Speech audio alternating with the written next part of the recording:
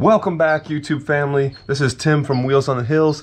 We are going to be reviewing this beautiful Trance X 29er2. Not that many videos out there, which is a darn shame because this bike, it handles like a dream, especially out on the trails, a little bit more of the rough stuff. Perfect bike for the job. We're gonna get into it right now.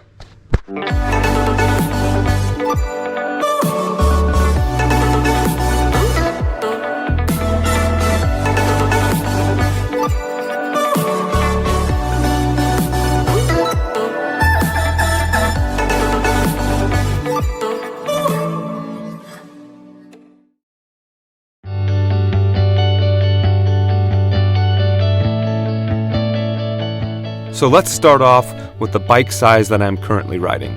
I am utilizing the extra large frame on this gorgeous aluminum, which weighs in at about 33 pounds.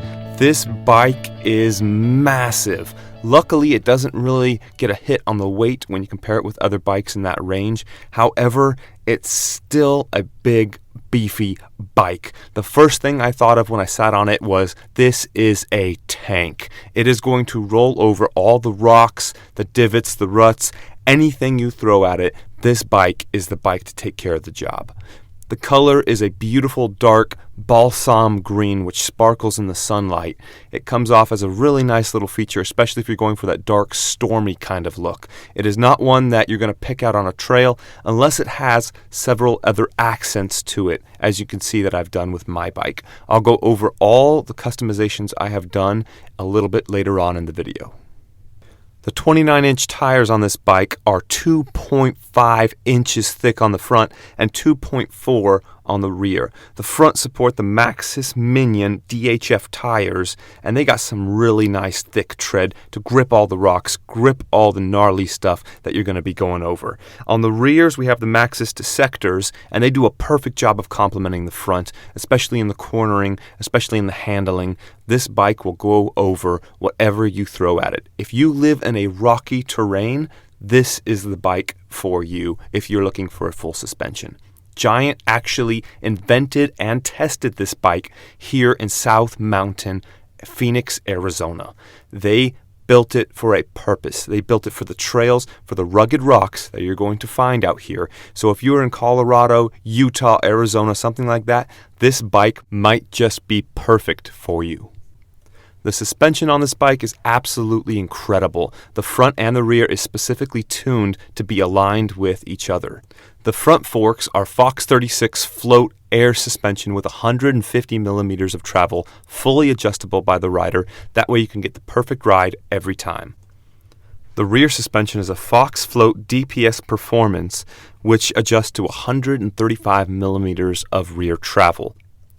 Giant claims that the Maestro suspension that is coupled with the rear Fox float system will not affect braking and pedaling when under load. I have personally not noticed anything hindering my pedaling or braking while the bike was going up or down rugged terrain. The Maestro suspension seems to work very well and is very smooth the way they have put this bike together. For those of you who are more competitive and worried about your head tube and seat tube angles, this bike might be for you. You can fully adjust to open or close and change the degrees of the seat tube and the head tube angle with the simple flip of an Allen wrench. For me, I don't do a lot of competitive downhill racing, so I keep my bike in the open position, which is geared more toward the XC riders. However, I am still able to go up and down some pretty gnarly terrain without any worries or issues. Shimano is the big key factor here that Giant went for when they went for the brakes and for the drivetrain. The drivetrain is a 10x51 cassette with beautiful Shimano SLX shifting and derailleur package that also includes the Shimano MT510 30-tooth crankset. For me, I like the Shimano SLX. It works good and it shifts smoothly whenever I need it to go up and down the mountain. In order to stop this giant tank of a bicycle going downhill, you need some good brakes. Luckily, they provided us with Shimano MT501 levers and Shimano MT520 brakes. There's a 4-piston caliper up front, so that way when you're going downhill you have nice control, and there's a 2-piston in the rear, especially for going around the corners. If you stomp on these brakes too hard, you will go over the handlebars. However, I have not had any trouble feathering it so far, and I have yet to have that happen to me. Giant decided to save a little bit of money by going in-house with a couple different parts. The first one is the dropper post. They went with a contact switch dropper post, 30.9 circumference seat tube, which is very normal, and it works just fine.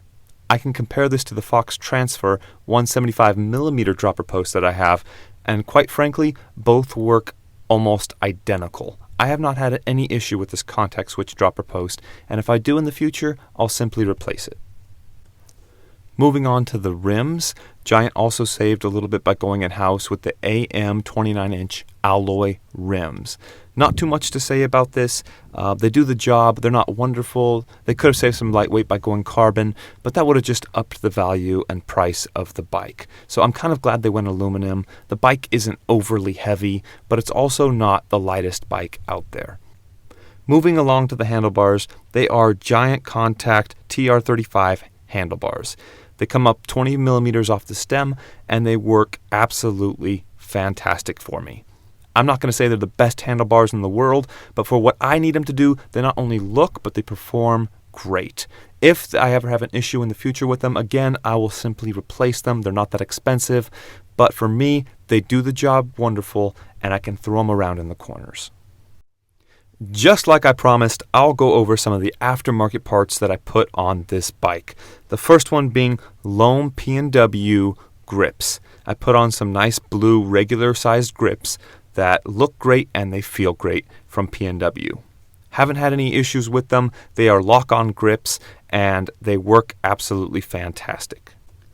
Next up, we have the Race Face Chester composite pedals. I purchased these because I didn't want to get the really cheap ones on Amazon because I wanted to support Race Face. They came out with the design first. They deserve the credit. They deserve the money. That's what I thought. However, the composite cheaper pedals do just as good of a job as the Race Face. So go with what you want. This is personally what I decided. I went for the Chesters. Next up, we have the Velmia Memory Foam mountain bike seat. I picked this up off of Amazon for about $40. Works fantastic, looks great. I just couldn't bear with the factory comfort level that Giant had presented me with, so I decided to go with the Velmia. I haven't looked back since. Lastly, guys, I have the film cover Do You Even Drift Bro Lightning package installed on my bike. It is 5mm thick, and the only thing I would say about it is I probably wouldn't purchase it again. Not because it doesn't look amazing, but because it's actually very difficult to install. I had somebody who is very familiar with installing wraps and covers on bicycles install it, and he said it was almost impossible to form on some of the rounder edges. So if you have one of the more square bikes as shown on their website in the pictures, I would definitely recommend this. It looks great and it protects the bike absolutely phenomenal. But if you have a more thin bike with the frame on the Trance X, I would probably slide more toward a clear coat that wraps around it. I like the Lightning for now. I'll leave it until it peels off. It probably won't happen anytime soon, but if I had to do it again, I would probably choose a clear coat. There you have it, guys. That's all I have for you today. Who is this bike made for, you might ask? I would say it's made for the moderate to intermediate level riders who are trying to get up to the double black diamond mountain level. This is who this bike was made for. The price tag is $3,500. It's a little bit pricey, but the quality you get in return is absolutely phenomenal. So if you are thinking about getting a bike like this, please drop a comment. If you already have one and you ride it, please drop a comment linking your channel so we can all check it out. Thank you so much, guys. Smash the like button if you don't mind. Hit subscribe, and if you don't, no worries, because I'll see you in the next video. God bless. Love you guys. Take care.